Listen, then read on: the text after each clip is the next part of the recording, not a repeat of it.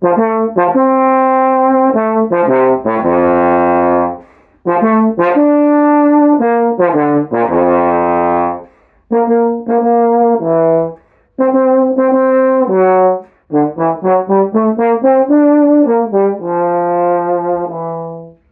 YouTube, welcome back to another video.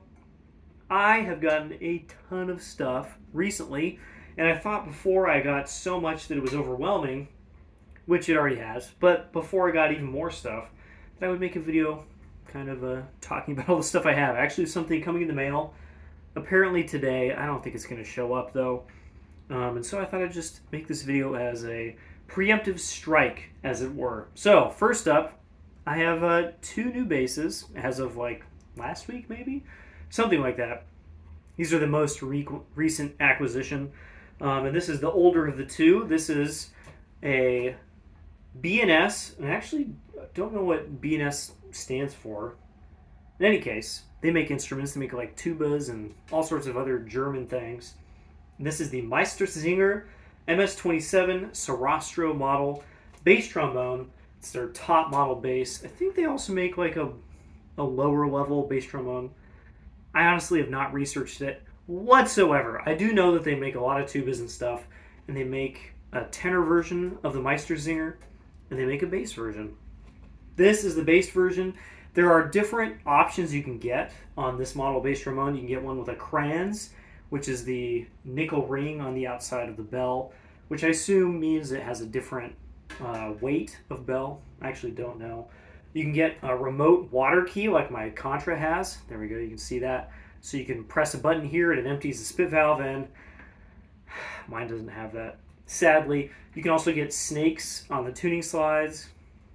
There's a couple other options like that. Mine, I guess, is kind of more the bare bones American version of it, and it's really good. I only bought this because it seems kind of like a weird purchase, I know. I only bought this because I played something recently where the principal trombone brought his BNS Meister Singer tenor trombone, played it on principal, but also brought his bass trombone. He has one of these, and let me use it for the run of that concert. And I loved it. It was so like easy to play, but got that really kind of like German character and quality to the sound, but like in a non-quirky, kind of easy to deal with way.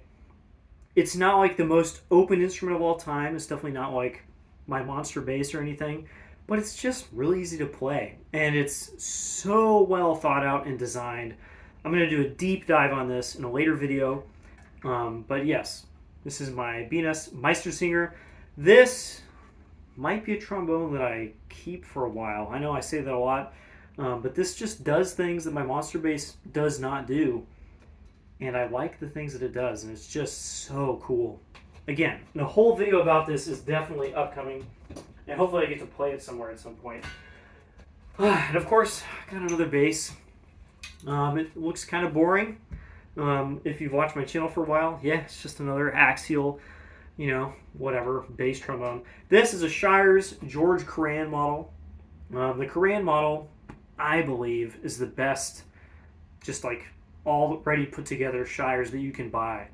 I'm sure if you went to the Shires shop and you got fitted, you would end up with something, and you liked this kind of style of instrument, of course, you would end up with basically this, like 9 out of 10 times, because it's just a really good all-rounder orchestral bass trombone. It's got the exact same slide that I already own, B6278, boom, dual bore, the usual stuff. It's got a 2 lead pipe. I mean, it's literally just stock. It's got, what's really cool to me, the lightweight axial option. George Curran is the guy who wanted that, and so they made it for him. And that means that these tubes right here are brass instead of just being one big old nickel thing and the tuning slides being super long. Why have all this pull when you can just not have it? And so the tuning slides for both of these attachments are actually the same length. If you take them out, you get them mixed up and you don't remember which one they go back in because they're exactly the same. So I guess they just make a bunch more G-flat tuning slides. I'm not sure if this side is actually shorter. It might be like here, but this slide doesn't really matter as much. It's got a C tuning slide, I believe, which is the bigger one. Last time I talked about it, I got it wrong, so I actually can't remember.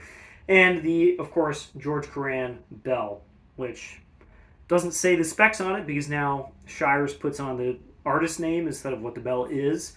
I'm pretty sure it's a 7M, B27M, something very similar to that, which is kind of like the stock Shires orchestral bass bell, and it's great. This horn is really good. I've played these in the past on several occasions now, and every time I'm like, yeah, this is everything I want out of a Shires. It sounds really good. It's got that kind of fine grain to the sound. It's got a lot of it.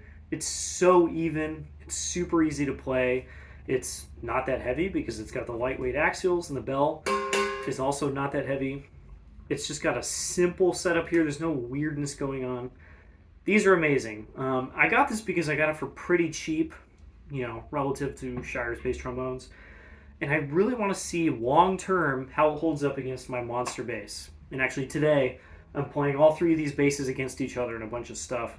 But I'm really interested to see in what I think, playing this for a while, how it holds up. So far, I really like it, but I've actually been surprised at how much not better it is than my monster bass. I'm not making apologies. Like, obviously I have some sunk cost fallacy into my monster bass, but it just hasn't like blown me away in the way that I would expect. Whereas the BNS is so cool in a different direction that I might keep it. So, Shires Curran. Let's go to something that's probably not as cool. Don't worry, there's more cool stuff in a second.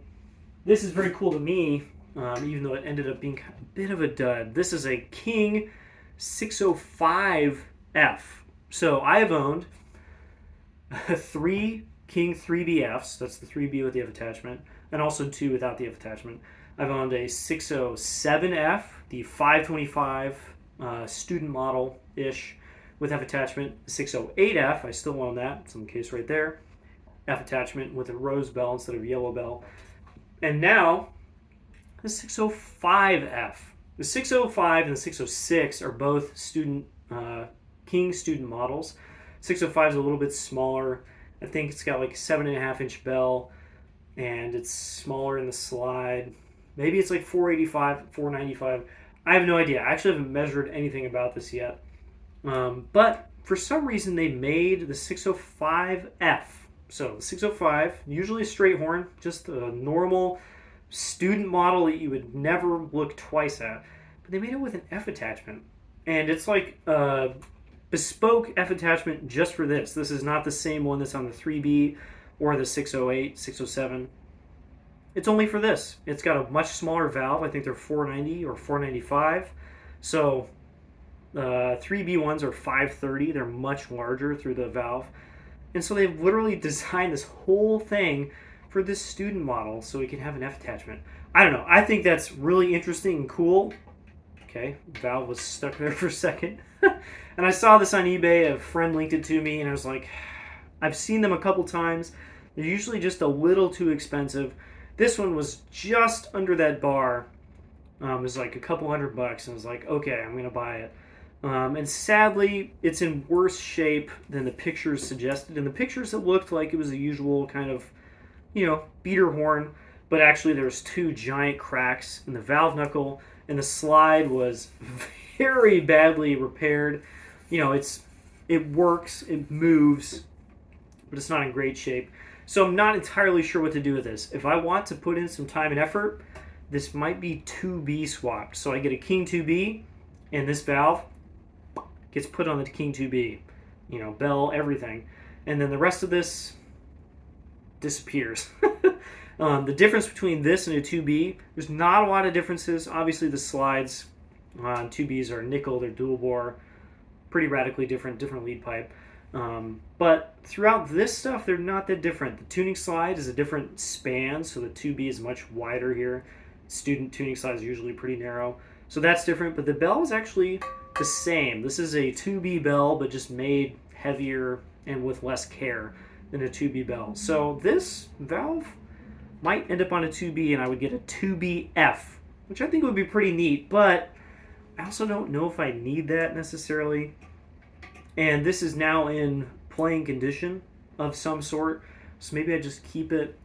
I'm not sure. I'm a little disappointed. I thought it was going to be in better shape and I'd just be able to kind of like use it, get the dings taken out and just have it. But it's a little bit farther along than that. So that's a little disappointing, but still neat. Maybe I'll find one in better shape someday. This one, a little unexpected. This is something my dad picked up in an estate sale literally like 4 years ago. And it was a really odd case. This is a Getzen 4-valve flugelhorn, the 965 or something. I can't remember the model name. I don't really care. Does it say on here? No, of course it doesn't. No, it doesn't say anywhere because it's an older, 90s Getzen or something. In any case, my dad found this like almost brand new in the original case, but it was missing a valve button. It was missing a valve cap, and one of the valve stems was broken off in the valve. I don't know what happened to it. It's like someone bought a brand new flugelhorn, dropped it, and put it in a case. Like, it has no dings, it has nothing. There's like no lacquer wear. It has basically never been played. And so it sat in a case for a very long time. Then I finally took it to John Sandhagen, and boom, he just put some new parts on. And now it's a basically new 4-valve Getzen flugelhorn. And yes, the 4th valve on these is the same as a 4th valve on like a euphonium. It just moves the pitch down by a 4th. And so you can play lower on this than you can on a normal flugelhorn. And sadly, the only flugelhorn mouthpiece I have is really small, so I can't play like cool low notes on it and impress everybody. I'm trying to sell this. If you're interested in a 4-valve flugelhorn, hit me up. Go to the lesson link below. It's very cool. Obviously, I don't need it. We bought it to sell it, and now it needs to be sold. Last up, right? Something like that. The large tenor project is nearly complete. It's not quite there. So first of all, I should say, I built a slide hanger next to my window right here. This one doesn't belong for the moment, but I have a bunch of slide options for large tenor. I actually just got rid of one today. I've got a Shires, I've got a Bach lightweight, I've got a Bach medium bore that fits 42s, and an Edwards. So I have a lot of slides. I also have a Corporation 42 slide, just a normal one, that is being borrowed at the moment, and I'm not sure if I'm ever going to get it back. So that's gone. Okay, so I have like 5 slides. What else do I have? Well, here's one bell. This is a Friedman flare. This is the 42G Star. So it's a gold brass 8.5 inch 42 bell, but it's lightweight, so it's a little thinner. I have a 36 bell, a straight gooseneck, and this is not the usual 36 gooseneck. I think it's the M neck pipe, which is the more open neck pipe. And I have a gold brass tuning slide. Notice how this is reversed. And right now, yes, it has a Yamaha counterweight on it because that's the only one that fits. And then I have a Corporation yellow brass 42 bell, a K valve, and a yellow tuning slide. All of these are interchangeable.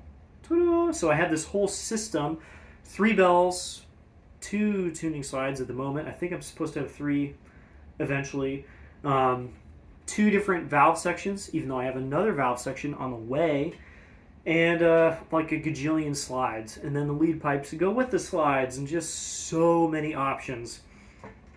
It's actually a little too much. This stuff got dropped off to me a couple of weeks ago, and I was like, oh my god, how do I test all of this? There's so many horns. I have to sit there for like days and like play them and match them and do all sorts of stuff. We did do some of that. The tech that built this for me, and we found out that the gold brass tuning slide probably needs to be annealed.